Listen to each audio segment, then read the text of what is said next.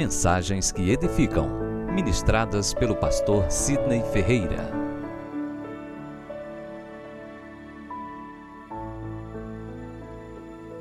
Mês da família, eu não poderia falar sobre outro assunto a não ser esse.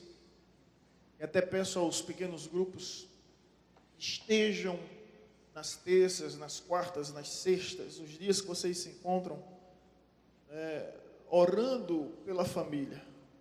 Há um movimento nacional, justamente nesse mês de maio, em relação à família. Então, se a oração de um justo pode muito em seus efeitos, imagine quando muitos justos se reúnem com um só propósito. Com certeza o impacto é bem maior. Então, todas as denominações, igrejas, nos quatro cantos desse nosso país, estão justamente nesse mês de maio orando pela família, clamando a Deus pela família. E que o seu coração de filho, o seu coração de filha venha bradar, e que você possa se conscientizar da realidade em que nós vivemos, onde a família tem sido ameaçada, onde os valores da família têm sido duramente criticados, severamente, ferronhamente criticados, e nós precisamos nos posicionar. Estava conversando ontem com a líder Ministério de Família, a nossa irmã Débora, que eu já tinha lido algumas vezes o livro de Neemias, mas não tinha entendido a estratégia que ele teve. Quinta-feira passada, nós ministramos sobre uma temática: lute pela sua família. Eu achei interessante aquela visão que Deus concedeu ao nosso coração para partilhar com os irmãos. Em breve vai estar nas redes sociais, aqueles que não tiverem podem acompanhar. Quando Neemias entende que só há uma maneira de vencer a guerra, só há uma maneira de vencer os inimigos, investindo na família. E ele pede para que as famílias se juntem, se reúnam, separem o povo em família e que fiquem dentro dos muros de Jerusalém. Dentro dos muros ela está protegida, e Zacarias capítulo 2 vai dizer que Deus é esse muro. Dentro do muro elas estão protegidas. E Neemias não simplesmente se preocupa em defender a família, mas também capacitar a família para o ataque. Ele dá lanças, dá espadas e arcos, 3 armas, de ataque, ofensivas, para justamente se proteger e atacar. E a mensagem só teve 2 tópicos mesmo: protegendo a família, e combatendo pela família.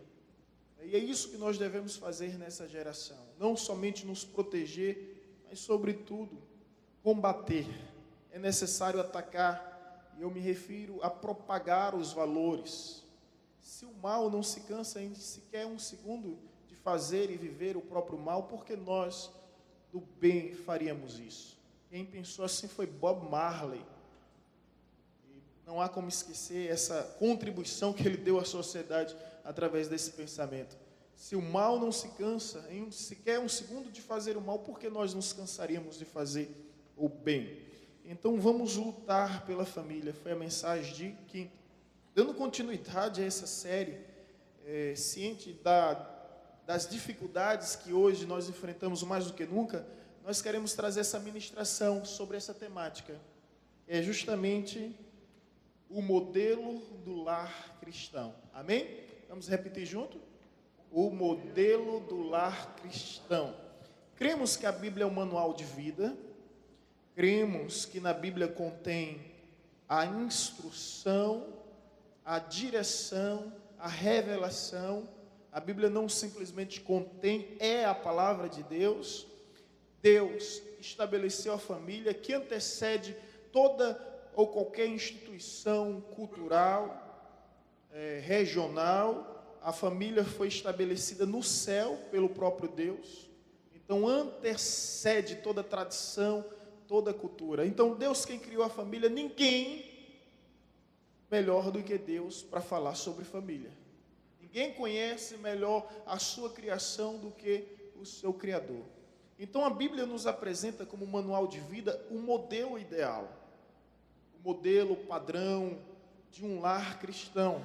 E eu peço gentilmente que os irmãos reflitam sobre aquilo que está escrito, reverenciando a autoridade daquele que escreveu, que foi o Espírito Santo, que chegou a escrever a Bíblia e permitiu que os homens apenas transliterassem. Então vamos lá, o modelo do lar cristão. Primeira verdade, o modelo da esposa cristã. Você encontra, se você estiver com a Bíblia aberta, por gentileza, Efésios capítulo 5, versículo 22. Se sua esposa não veio hoje, não posso fazer nada por você, meu filho.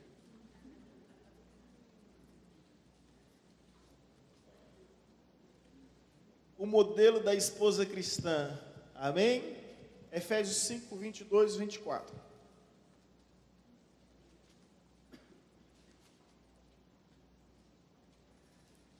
Eu gostaria de deixar bem claro que esse não é o modelo segundo a concepção judaica, romana, segundo aquela época, segundo aquele tempo.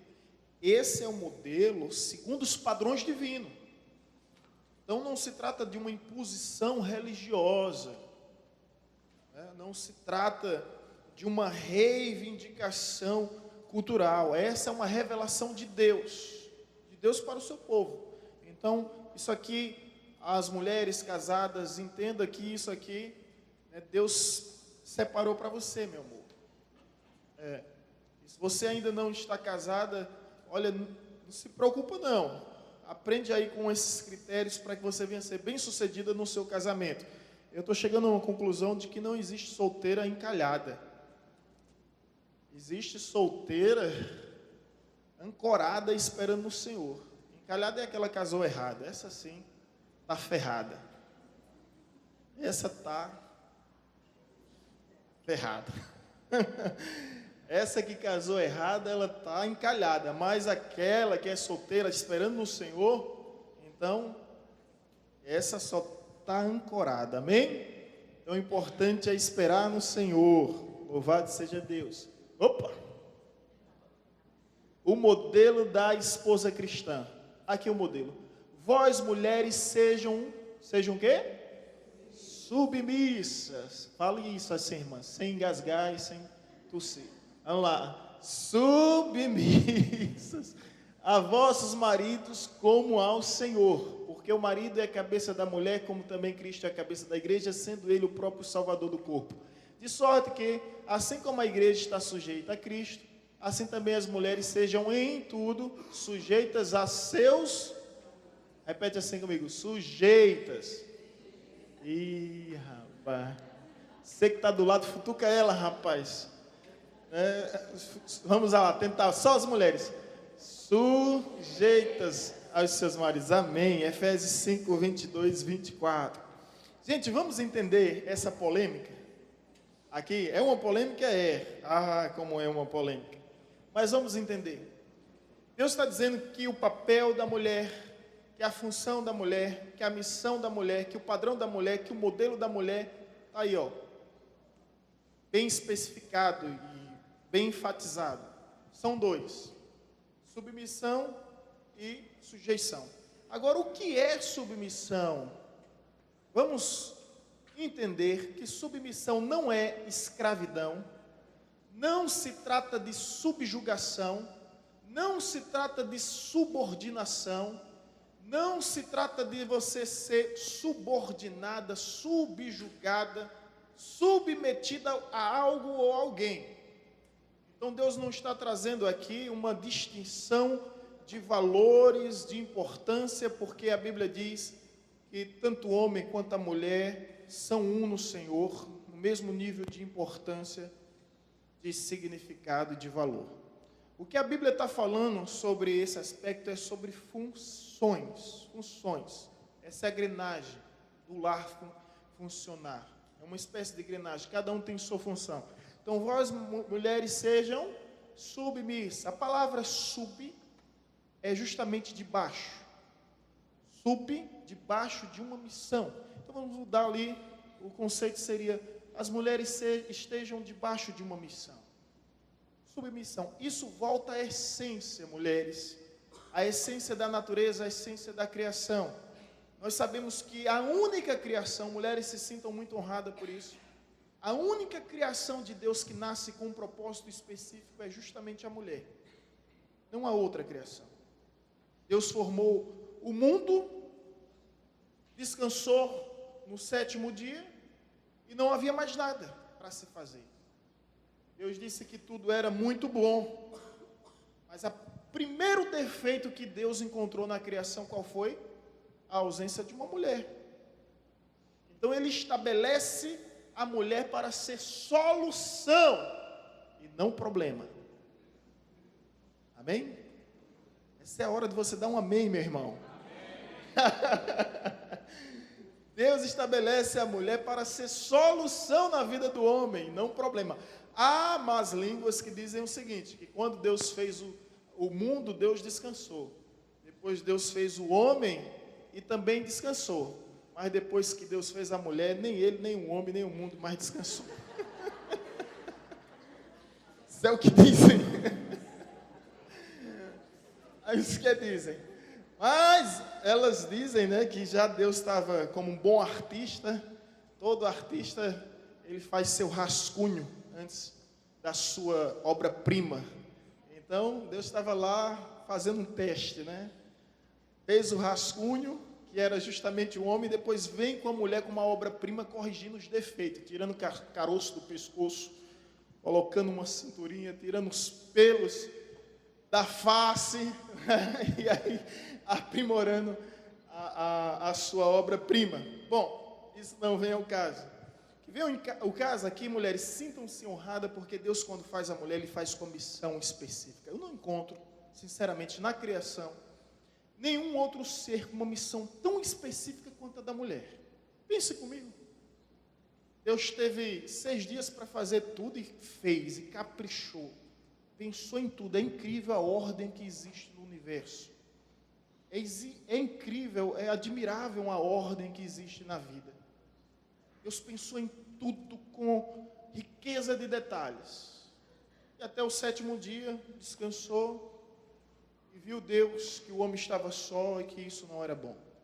O homem olhava para o elefante e percebeu que o elefante tinha a elefoa. Olhava para o leão, percebeu que o leão tinha a leoa. Olhou para o varão e viu que o varão não tinha varoa. E a primeira coisa que Deus disse que não era bom foi que o homem ficasse só. Então Deus fez a mulher para ser o quê? Auxiliadora, idônea. Idônea significa semelhante, igual. Idônea, semelhante e auxiliadora. Agora, voltando ao sentido da palavra, qual é a submissão sob uma missão? Então a mulher foi criada para isso, para auxiliar o homem. Diz que o homem é tão tapado que ele ia destruir a criação. Então Deus coloca a mulher ao seu lado para ajudar, né? Porque o homem é formado do barro, o barro é frágil. A mulher é firme porque ela vem da coluna, ou melhor, da costela, e a costela vem da onde? Do osso. Por isso que a mulher é osso duro de roer. Os irmãos estão entendendo? Estão compreendendo como é que as coisas funcionam? As mulheres, não, agora vamos falar, as mulheres são duras, gente, são firmes, não osso de doer. Agora, o que as mulheres suportam em dor, misericórdia. Gente, olha, eu fui a manicure e pedicure uma vez na vida para casar. Quando eu fui para o casamento, eu vou lá. Foi uma vez na vida. Olha, se eu oferecer de graça e se me pagar para eu ir de novo, eu não volto naquele lugar.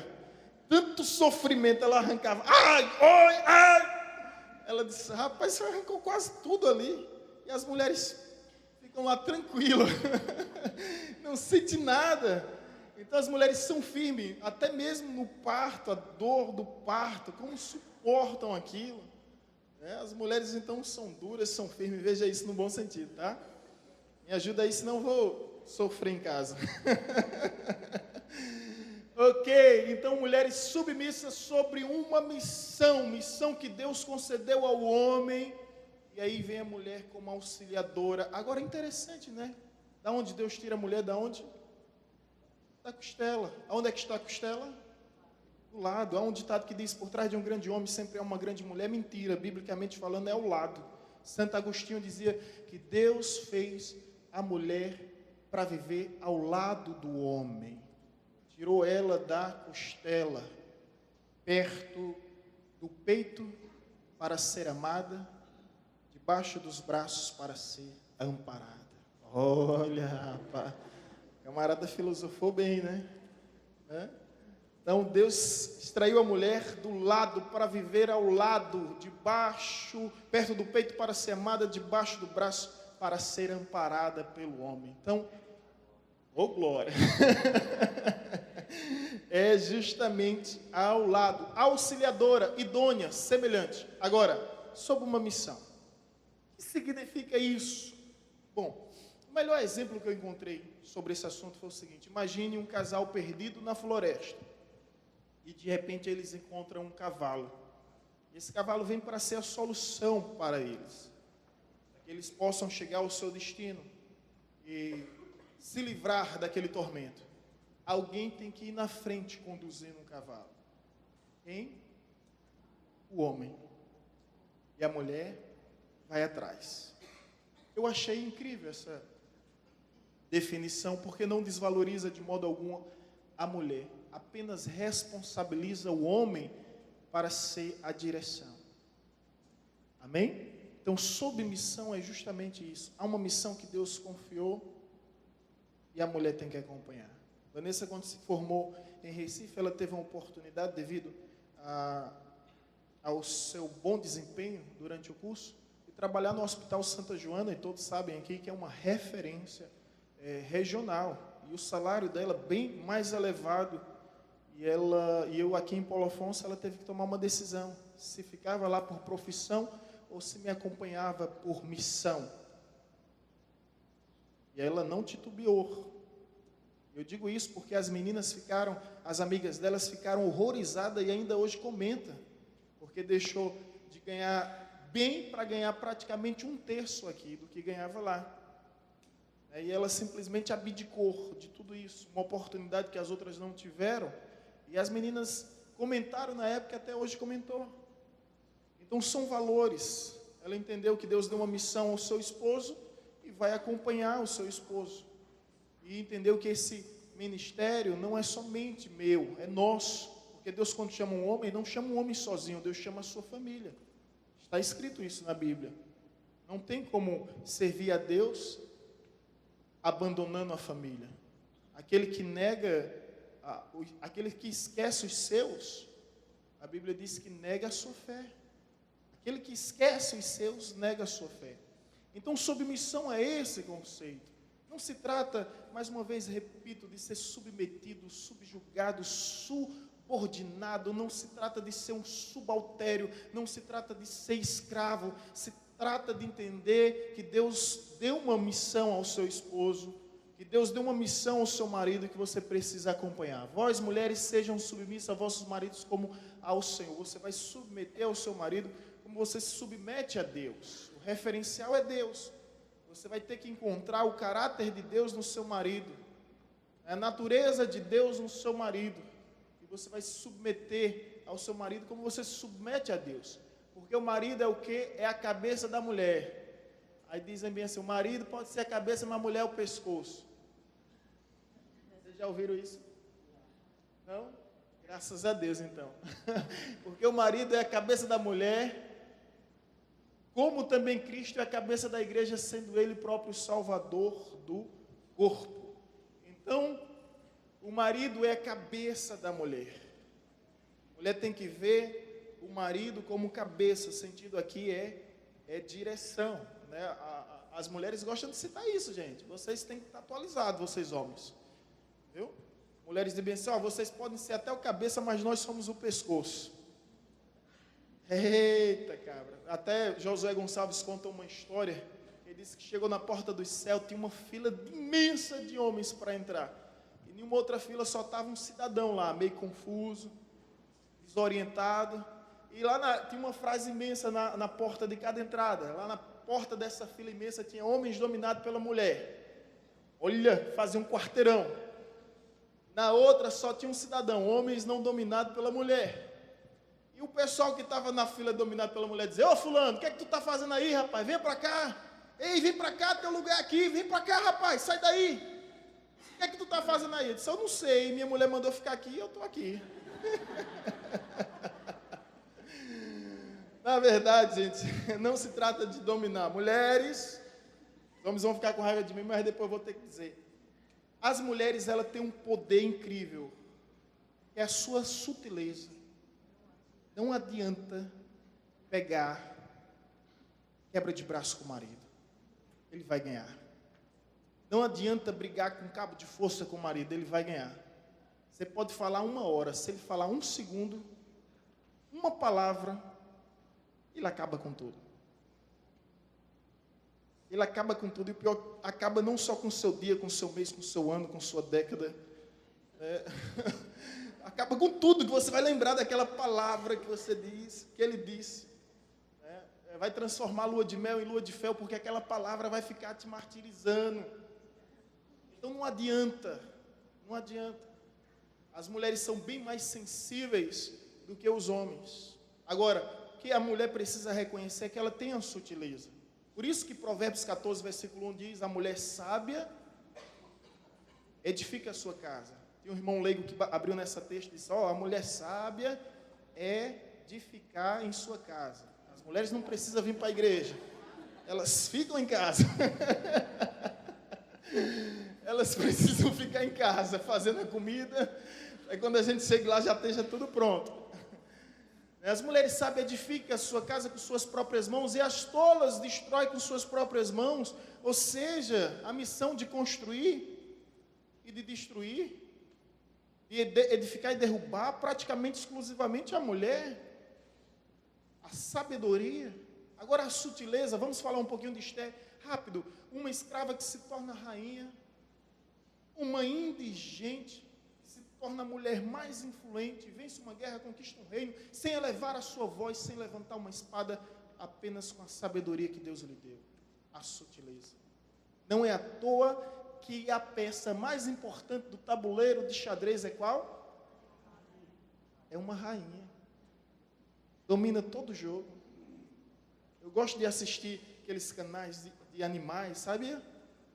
Sabe quem é que caça na família do leão? É a leoa, meu irmão.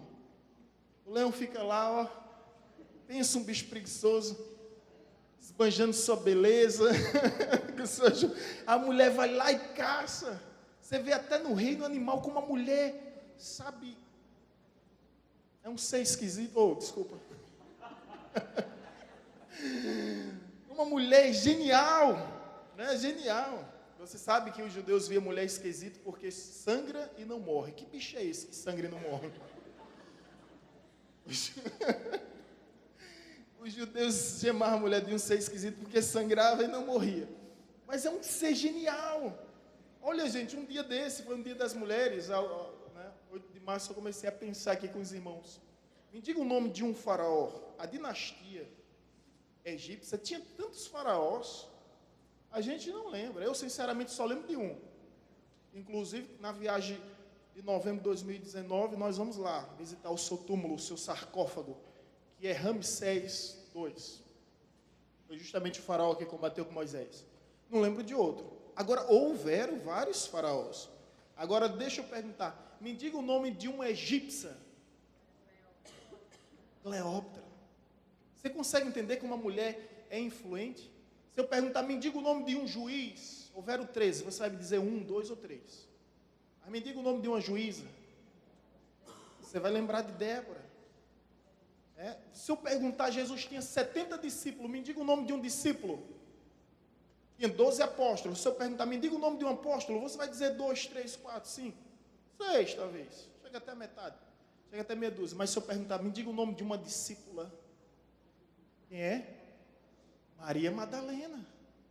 Você vê como uma mulher influente na história. E poderíamos falar e abordar de outras formas. Vamos agora da nossa região. Vamos falar do cangaço. cangaço de Lampião, que arrastava multidões e multidões de cangaceiros. Me diga o nome de um cangaceiro, por causa da música você vai lembrar de Corisco. Só. Agora me diga o nome de uma cangaceira. Rapaz, as mulheres são valentes demais, viu? Gente, o que eu quero estar falando aqui é que a mulher é influente demais na vida de um homem. Muito influente. Por isso que a mulher tem que ser sábia. Por isso que a mulher disse, olha, seja sábia, porque ou você, mulher é igual topada, ou coloca o cabo para frente, ou coloca o cabo para trás. Vai derrubar de um jeito ou de outro. Ou bota o camarada para frente, ou bota o camarada para trás.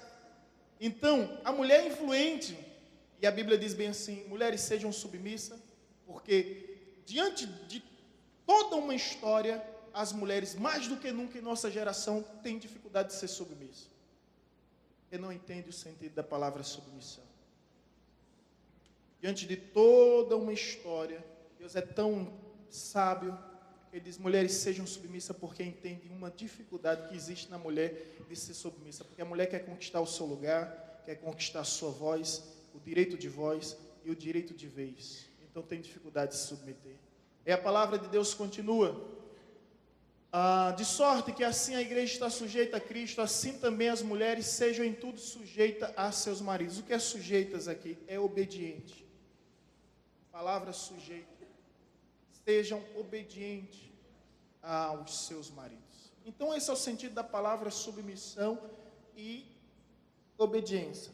De repente tem alguém aqui pensando, pastor, eu não concordo. Uma mulher, eu não concordo. Tudo bem, você não concorda. É um direito seu. Agora, se você não concorda com o modelo da esposa, você também não pode concordar com o modelo do esposo. Porque se você acha que isso é pesado demais, aguarda o que é que vem pela frente. O modelo do esposo cristão. Depois você vai me responder qual é o mais difícil. Vós, maridos, o que é que está escrito? Amai, um imperativo, denotando ordem. O verbo no imperativo, amai. Não trata de uma sugestão, de uma opção. Amai vossas mulheres como também Cristo amou a igreja. Qual é o padrão do amor? Tem amor maior que esse? E a si mesmo se entregou por ela, para santificar, purificando com lavagem da água pela palavra, para apresentar a si mesmo a igreja gloriosa, sem mácula, sem ruga, nem coisa semelhante, mas santa e irrepreensível. Assim devem os maridos amar as suas próprias mulheres como a seus próprios corpos. Quem ama a sua mulher, ama a si mesmo. Quem não ama a sua mulher, odeia a si mesmo. Por inferência, nós podemos subentender que essa é uma verdade. Quem não ama a sua mulher é porque não ama a si mesmo. Se você não ama a sua esposa, você odeia a si mesmo. O homem que ama a si mesmo, ele ama a sua esposa. Mas vamos voltar ao início. Amai. No original grego, existem 5 tipos de amor. Estorge, filéu, eros, pragma e o agapao, ágape. O verbo aí, no grego está o ágape, o amor incircunstancial, incondicional, o amor sacrificial. Quando Deus fala sobre esse amor, é o amor de Deus para a sua criação. E Deus está dizendo ao homem, maridos, amai vossas mulheres como também Cristo amou a igreja. A igreja era perfeita, a igreja era impecável, a igreja tinha suas falhas, tinha seus defeitos, tinha suas limitações. Jesus desistiu da igreja, Jesus abandonou a igreja, Jesus amou a igreja e amou até o fim. Amai. A mulher agora começa a ficar feliz, deixa eu ver elas. Olha, rapaz. Porque, gente, é tão simples. Se a mulher conseguir entender o papel, o modelo, é simples, é só resumir aqui uma frase. Toda mulher quer ser submissa ao homem que é submissa a Deus. É ou não é ou não é? E a mulher que é submissa ao homem que é submissa a Deus, ela se sente acolhida, ela se sente amparada, ela se sente cuidada, ela se sente protegida. E qual mulher não quer isso? Qual mulher não quer isso? Qual mulher não sonha com isso? Então, maridos, amai. Jesus não economizou amor, não poupou amor. Olha só, duas coisas, amar e se entregar. Por que se entregar essa expressão? Porque o amor não é teoria, gente. O amor é prática. O amor é prática. O amor não é discurso. O amor é prática. Então se entregou por ela com o objetivo de aperfeiçoá-la. Essa é a missão de Deus, o modelo de Deus para o homem. Queria fazer uma pergunta às mulheres. Mulheres, qual é o mais difícil? Aonde é que veio isso, gente? Você precisa de uma terapia. Ela precisa de uma terapia urgente. Mulheres, qual é o mais difícil, mulheres? Vamos mudar então. Mulheres, vamos mudar agora. Sugestão de Patrícia Raquel. Mulheres, ou melhor, homens, maridos, sejam submissos às vossas mulheres. E sujeita a eles. E sujeito a elas. Mulheres, agora vocês vão ter que amar o marido de vocês como Jesus amou a igreja. Me apresente um amor maior. Me apresente um amor mais sofredor. Me apresente um amor que mais se sacrificou. Então vocês mulheres vão ter que amar um amor mais humilhado, né? Vocês mulheres vão ter que amar os maridos como Jesus amou e se entregar. Agora, como foi que Jesus se entregou? Patrícia, tá preparada para morrer? Tá preparada para morrer? Cadê Luiz? Oi?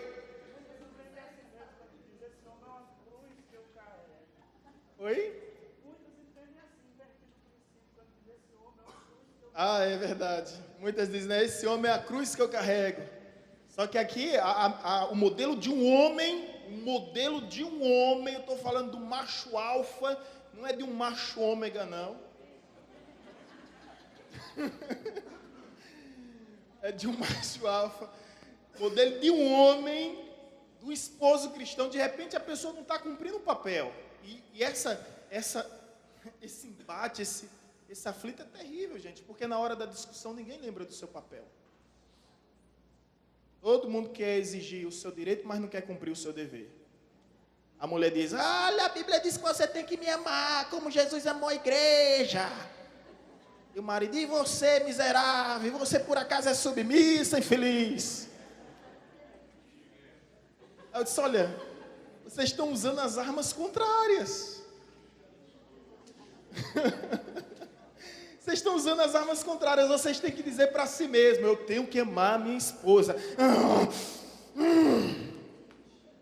Eu tenho que amar como Jesus amou.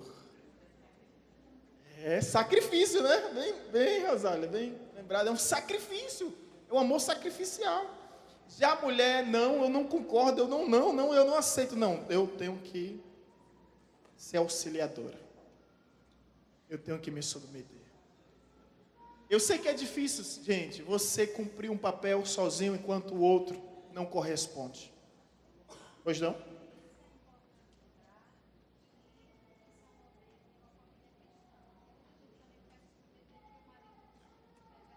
É verdade.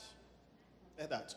A pastora Vanessa lembra bem aqui que esse é o modelo de um lar cristão. De repente, um dos cônjuges é e o outro não é. Aí gera sempre aquela incompatibilidade, né? Sempre aquela incompatibilidade.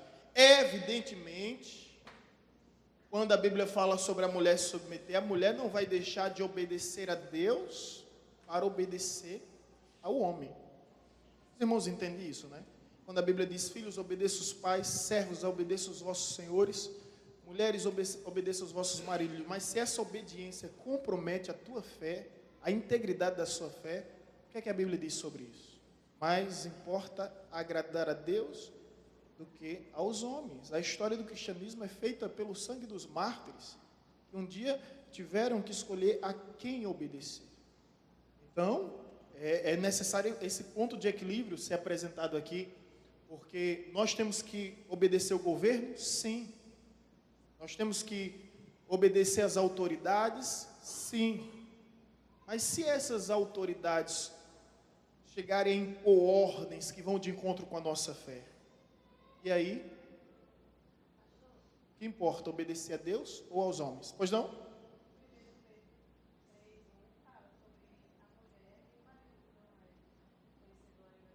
Será santificado através do convívio, né? Muito bem. A palavra de Deus nos fala sobre um lar em que um não é. Então você que é, você tem que dar exemplo para aquele que seja. Influenciar. Através do, a Bíblia até diz, não deixa em Coríntios 7. Não deixe, porque o marido incrédulo será santificado através do convívio. Amém? Qual o texto para a gente ler? 1 Pedro.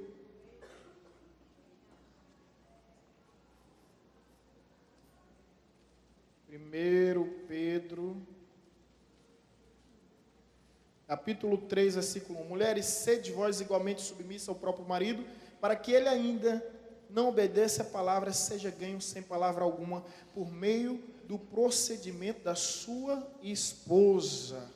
Versículo 2. A observar o vosso honesto comportamento, cheio de amor. Que incrível, né, gente? Olha outra coisa aqui, já que a gente está em 1 Pedro, vamos dar esse recado para os cabra macho aqui. Versículo 7, 1 Pedro 3, 7. Você quer ser atendido no céu? Quer ser ouvido no céu?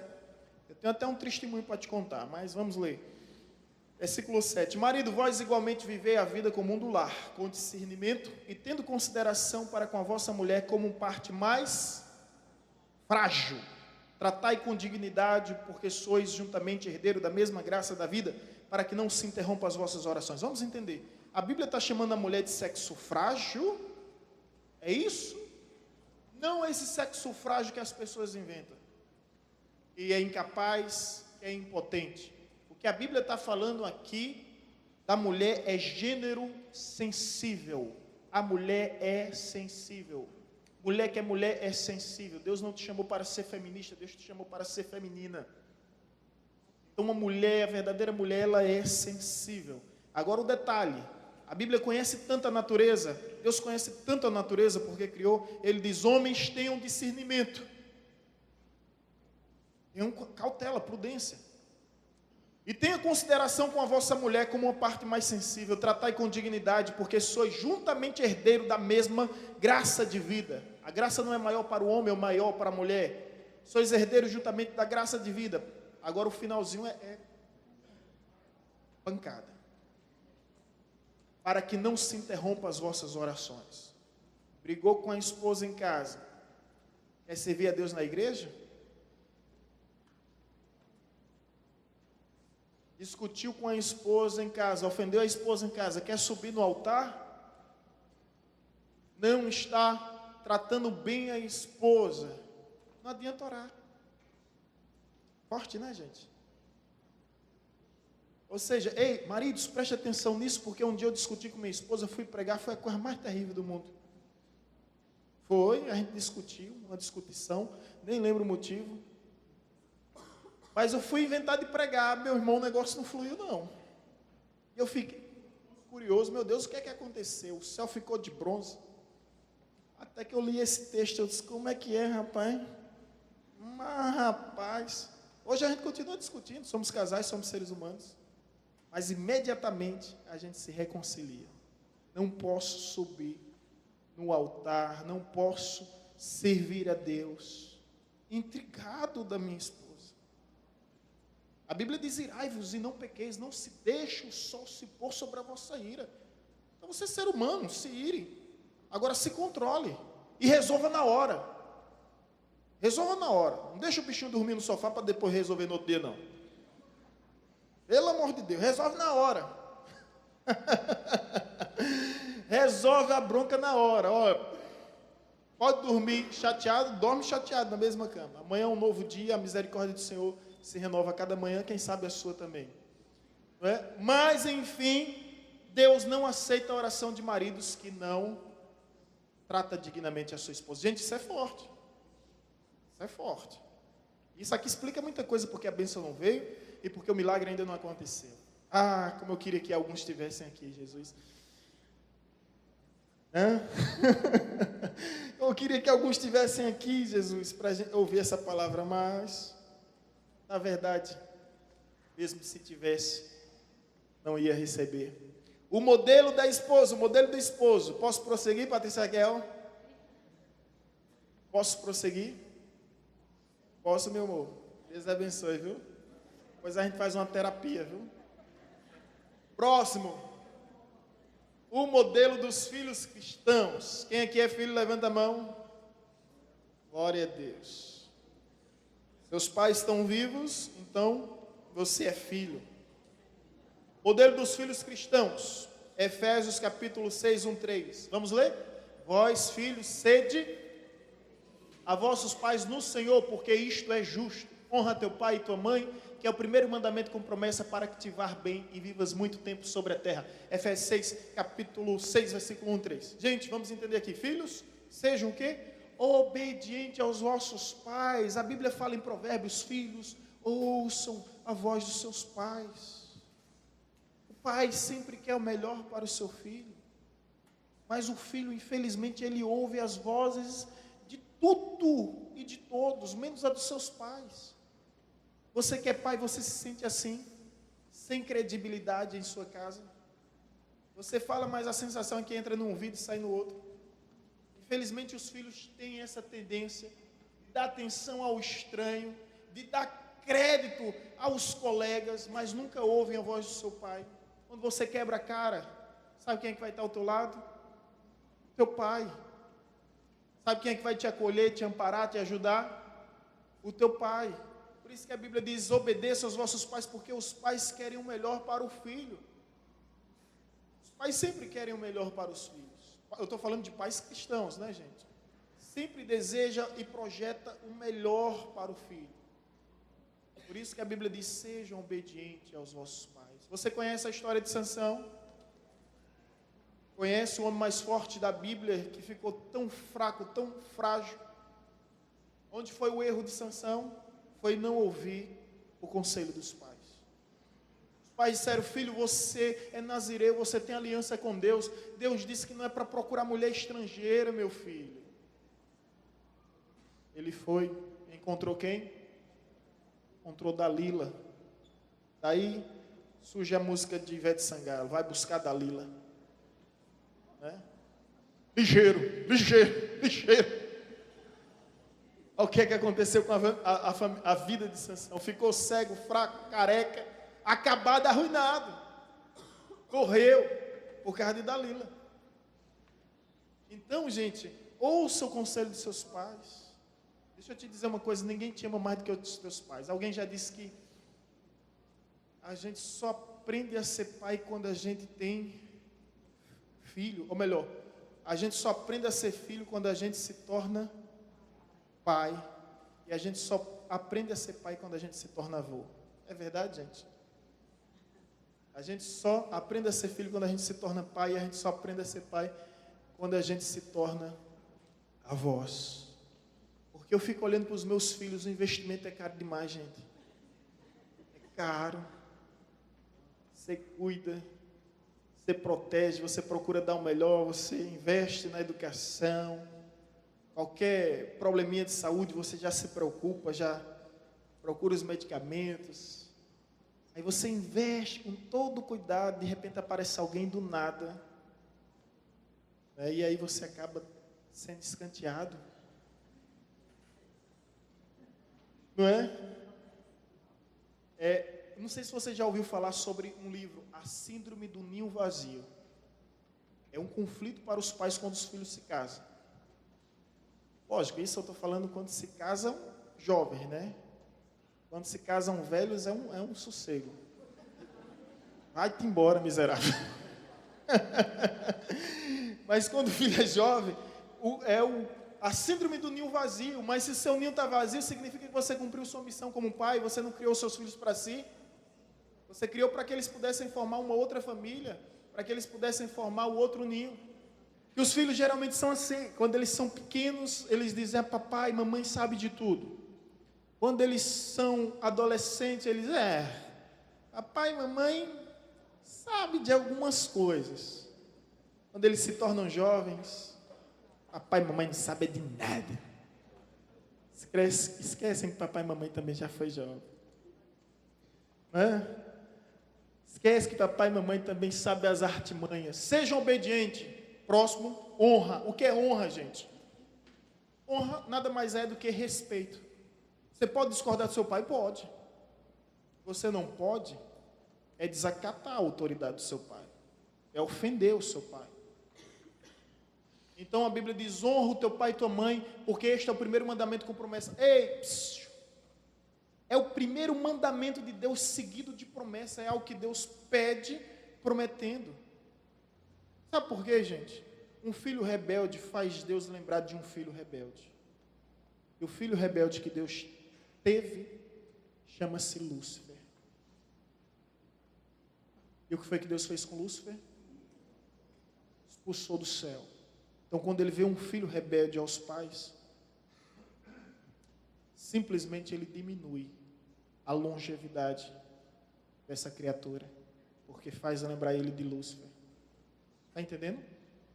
Então honra o teu pai e tua mãe, porque este é o primeiro mandamento com promessa para que vivas muito sobre a terra. E Deus está dizendo: quem não honra pai e mãe vai morrer. Vai morrer. Vai morrer porque se o camarada não honra os pais, a quem ele vai honrar? Ou seja, a quem ele vai respeitar. Então o modelo dos filhos cristãos é: seja obediente aos seus pais. Mas meu pastor, meus pais não são cristãos e às vezes eles me dão ordem que não são cristãos. Nesse caso, como já expliquei, importa obedecer a Deus do que aos homens. Mas em outros casos, obedeça aos seus pais. Não faça confusão para saber quem vai comprar o pão.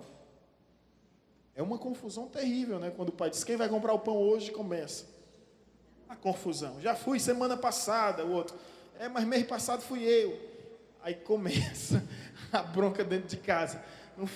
Não faz nada. Eu louvo a Deus pela minha mãe que me botava para lavar o banheiro, para lavar os pratos, para ser coparticipante.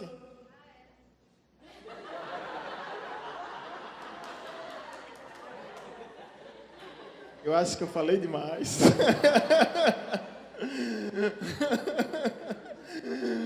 Eu acho. Bom, a mãe tem que preparar o filho para ser homem, né? Eu acho que eu falei demais. Oi? Eu estou começando a achar assim, que sim, viu, Kleber? Olha, retira isso que eu falei, por favor, viu? Então, obedeçam, honrem. Né? Honrem. Mas, gente, falando sério aqui, vamos aproveitar isso. Pais, é o próximo item. Vocês têm que ensinar seus filhos para viverem um casamento no futuro. Isso é terrível. A gente acompanha muita situação que o camarada não sabe trocar uma lâmpada, tem que chamar o marido de aluguel para trocar uma lâmpada. Mulheres que não sabem fritar um ovo. Meu irmão. É cada situação complicada. E aí a culpa é de quem? Dos pais que colocaram numa caixinha de vidro e não prepararam os filhos para a vida. Tem que preparar os filhos para a vida, ok? Então, gente, é justamente o motivo do nosso próximo assunto. O modelo dos pais cristãos. E vós, pais, não provoqueis a ira dos vossos filhos, mas criai-os na doutrina e admoestação do Senhor. Vamos lá? É o nosso último item. E vós, pais, não provoqueis. Como assim não provoqueis? A provocação, ela acontece através de críticas severas. Lembre disso, críticas severas. Acontece através de censuras exageradas. críticas, censuras, castigos desnecessários, comparações que geram uma certa predileção. Lembre que o erro de Abraão foi cometido por Isaac, foi cometido por Jacó como uma maldição hereditária. Ou seja, ter preferência para um filho do que o outro. Ter predileção. Isso é provocar ira. Tripudiar, caçoar do seu filho, ridicularizar. Você coloca um apelido nele e você começa a zoar dele na frente de todo mundo. Gente, um psicanalista chamado Winnicott, ele disse que é na família que nós desenvolvemos as nossas maiores potencialidades, como também desenvolvemos nossas maiores deficiências. O filho é inibido, o filho é introvertido, introspectivo, isso ele herda justamente do convívio do lar. Ou seja, dê atenção às perguntas do seu filho. Não existe pergunta tola, existe tolo que não faz pergunta. O menino não pode fazer uma pergunta que você vem com um grito. Existem as fases do porquê e para quê, não é? Você passou por isso. Quando chega a fase por quê? Por que isso, mãe? Para que isso, mãe? Por que isso, mãe? Para que? Atenda, responda. Responda na natureza dele, vivendo no universo dele, compreendendo as fragilidades deles. Não ignore os sentimentos dos seus filhos. Seu filho chorou, seja qual for o motivo, ouça, sente. O Winnicott falava que os maiores traumas, os maiores complexos, as maiores inseguranças nascem na família, dentro da família. E a maior segurança, confiança, também é desenvolvida na família. Então, quando a Bíblia diz, eu já estou indo para o próximo tópico, que é criai-os. Em outra versão diz, na disciplina, talvez na sua Bíblia esteja assim, na disciplina. Aqui diz, na doutrina, na admoestação do Senhor. Então, crie o filho. A Bíblia diz que o filho é o quê? Como flechas na mão do arqueiro. O que é que o arqueiro faz? Ele escolhe o alvo. São os filhos da vossa mocidade. Qual é o alvo que você escolheu para os seus filhos? Qual é o alvo? Então, filhos, pais, não provoqueis a ira dos vossos filhos. Não deixe o menino se perder dentro da sua casa, gente. Seja amigo do seu filho. Não provoqueis a ira do seu filho. Não seja... Vou dar um exemplo aqui. Bíblico. Absalão. Triste, né? Um filho que quis matar o pai. Davi teve muitas virtudes, a gente já falou isso aqui, é um homem admirável. Está no top 10 para mim dos homens admiráveis na Bíblia. Mas Absalão fez o que fez, eu não tenho tempo para contar toda a história. Absalão procurou o pai várias vezes. O pai disse, eu estou ocupado, não posso atender. Agora não, depois. Ele, para chamar a atenção do pai, deitou com as mulheres do pai, roubou o trono do pai e quis matar o seu próprio pai. Tudo isso era um menino querendo chamar a atenção. Eu não estou justificando o erro de Absalão, não, nem querendo ser advogado seu, absolvê-lo da sua culpa, não. Mas ele tem uma revolta grande porque um dia seu irmão, Aminon, deitou com sua irmã Tamar e seu pai nada fez a não ser ficar triste. Ele ficou tão revoltado com aquilo que ele matou Aminon. Ficou refugiado um tempo. Depois volta e diz, eu quero falar com meu pai. E o pai sempre procurando desculpa para não falar com ele. Esse menino é tão complexado, hein, missionário Milton? Tão traumatizado que ele tem uma filha. Ele tem uma filha. Absalão, sabe qual é o nome da filha que ele coloca? Essa aqui será chamada Tamar. Quero ver o homem que vai triscar nela. Triscaram na minha irmã, tocaram minha irmã, violaram a minha irmã. Meu pai apenas chorou. Agora eu quero saber, eu matei o cabra que triscou na minha irmã. E eu quero saber qual cabra que vai triscar na minha filha. O trauma de Absalão é tão grande, porque ele não tinha atenção dos pais. Filhos quando se envolvem nas drogas, filhos quando se envolvem na promiscuidade. Filhos, quando se torna alternativo, o que eles querem? Atenção. Começam a riscar o corpo, marcar o corpo, pintar o cabelo, botar brinco na orelha, na sobrancelha, em tudo que é lugar. Tudo que é lugar. Bota tatuagem até dentro da boca. Um dia eu estava conversando com um filho de pastor e eu disse bem assim, olha, a tatuagem ela é sempre colocada em lugares que promovem sedução. Eu nunca vi, por exemplo, alguém colocar tatuagem na planta dos pés. O camarada tirou o tênis, tirou a meia e me mostrou uma tatuagem na planta dos pés. Eu disse, e agora, Jeová? Eu disse, o que é isso? Não, meu pai é sempre rude e rigoroso, então eu coloquei uma tatuagem aqui para que ele não pudesse ver. Eu fiquei assim, abismado. Eu disse, e agora? Acabou com o meu argumento. Mas era tudo uma maneira de chamar a atenção.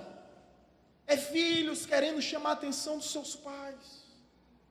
Filhos. É um desafio nosso. Ontem eu fui dispensado por meu filho.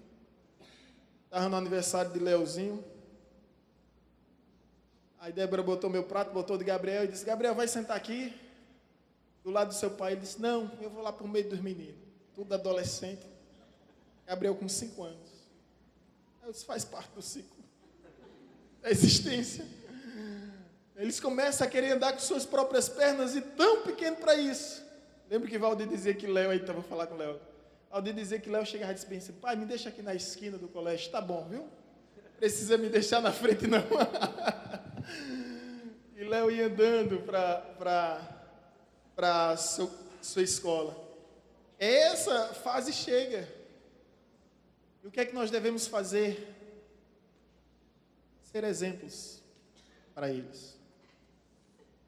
Para que eles não procurem fora de casa. Para que eles encontrem em casa. Amém, gente? Quero concluir aqui dizendo que esse é o modelo do lar cristão. O modelo da esposa cristã. Cristã. Faz toda a diferença o nome cristão aí. O modelo do esposo cristão. O modelo dos filhos cristãos e o modelo dos pais cristãos. Se você não quer ser cristão, procure outro modelo. Mas se você quer ser cristão, só existe esse, meu irmão. Lamento informá-lo, não existe outro. Agora, sabe o que é que eu acho lindo na Bíblia? Fazer igual o pastor Papilon. Licença, eu preciso beijar. É lindo demais. O que eu acho lindo é que nesse mesmo texto, Efésios capítulo 5, olha só isso, versículo 21. Efésios capítulo 5, versículo 21. Olha só isso, gente. Que coisa linda da parte de Deus. É a harmonia perfeita. Olha o que Deus diz. Abriu a Bíblia e encontrou? Se você está aqui no versículo 21, você vai perceber que no versículo 22 vai falar, tem até, não sei se na sua Bíblia, mas está em negrito a parte que é o epígrafo do texto. O lar cristão, marido e mulher. Depois vem o capítulo 6, o lar cristão, filhos e pais. Antes de Deus falar sobre o modelo de marido, modelo de mulher, antes de Deus falar sobre o modelo de pai, sobre o modelo de filho, antes de Deus atribuir as funções, os deveres, as tarefas e as missões de cada um particularmente, especificamente, ao que Deus fala. Antes, o versículo que antecede todo esse texto é esse. Vamos ler todos juntos? Sujeitando-vos uns aos outros no temor de Deus. O que a Bíblia está querendo dizer? A mulher se sujeita ao marido? Sim. Mas o marido também se sujeita à mulher. O marido tem que ter sabedoria para ouvir quando a mulher tem razão. Sara chegou e disse bem assim, expulsa Agar, eu não quero ela mais em casa. Abraão, que é isso, mulher? Expulsar a menina, deixa a menina aí. Aí o anjo do Senhor apareceu a Abraão e disse, tua mulher está certa, expulsa ela. Eu estava dizendo para Abraão ter discernimento e ouvir a mulher quando a mulher tem razão. Então, sujeitando-vos, a mulher se sujeita ao marido. Mas isso não significa que ela perde a sua vez, perde a sua voz, não pode dar opinião, não pode dar sugestão. Em algumas ocasiões, o marido vai ter que se sujeitar à mulher. abrir mão dos seus caprichos e reconhecer a voz da sabedoria. Eu admiro tanto a sabedoria que eu sei reconhecer, por mais relutante que eu seja, quando eu a ouço. Sujeitando-vos uns aos outros também se refere a filhos sujeitáveis aos vossos pais. Pais, se sujeite também aos vossos filhos. Os vossos filhos podem ter a razão. Eles podem ser pequenos.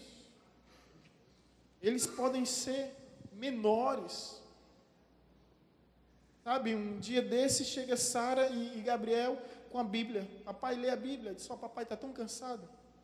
A Bíblia Bíblia Ilustrada.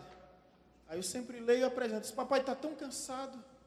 Papai não vai ler hoje não. Amanhã papai lê, tá certo? Aí Bia, papai, o senhor vai deixar de ler a Bíblia? Aí eu disse, tem razão para vocês, eu estou errado. E fui lá. E li, partilhei a Bíblia com eles. Eles tinham razão. Então sujeitai-vos uns aos outros. Por quê? Por quê? Aí. Como devemos sujeitar uns aos outros? No temor do Senhor. Sendo apenas temente a Deus. Vocês pensam que Paulo escrever em Efésios foi alguma surpresa? Abra aí Colossenses. Ele repete. Sabe quando sua mulher fala muitas vezes a mesma coisa? Preste atenção que é importante. Sabe quando seus pais falam a mesma coisa várias vezes? Preste atenção que é importante. A Bíblia fala lá em Colossenses capítulo 3, versículo 18. A mesma coisa. Colossenses 3,18, eu vou ler. Esposas, sede submissa ao próprio marido, como convém no Senhor. Maridos, amai as vossas mulheres, e não a tratais com amargura. Filhos, em tudo obedecei aos vossos pais, pois fazê-lo é grato diante do Senhor. Pais, não irriteis os vossos filhos, para que não fiquem, como é que diz aí? Desanimado, frustrado, deprimido, oprimido, para que não fique desanimado. Tudo que o apóstolo Paulo fala em Efésios, ele fala em Colossenses. Por que repetir, gente?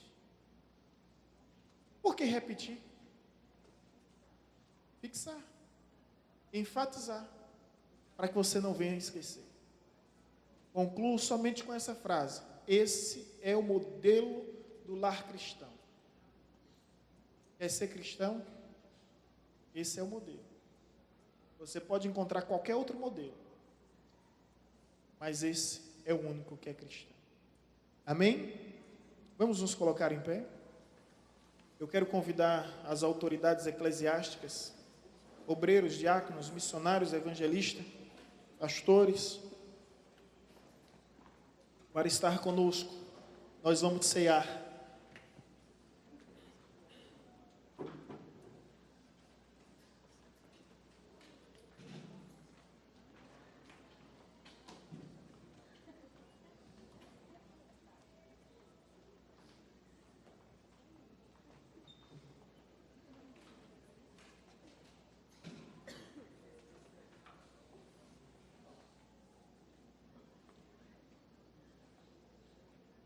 Senhor, nós consagramos o pão, nós consagramos o vinho, nós consagramos o teu povo que representa o teu corpo, a tua igreja que é a tua noiva.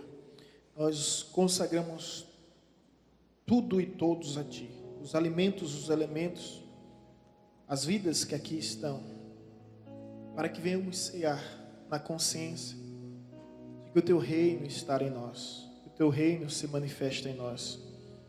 Esse é o nosso clamor. Essa é a nossa devoção. Que se cumpra em nós os teus propósitos. E que venhamos viver conforme a tua vontade. Aleluia. Amém.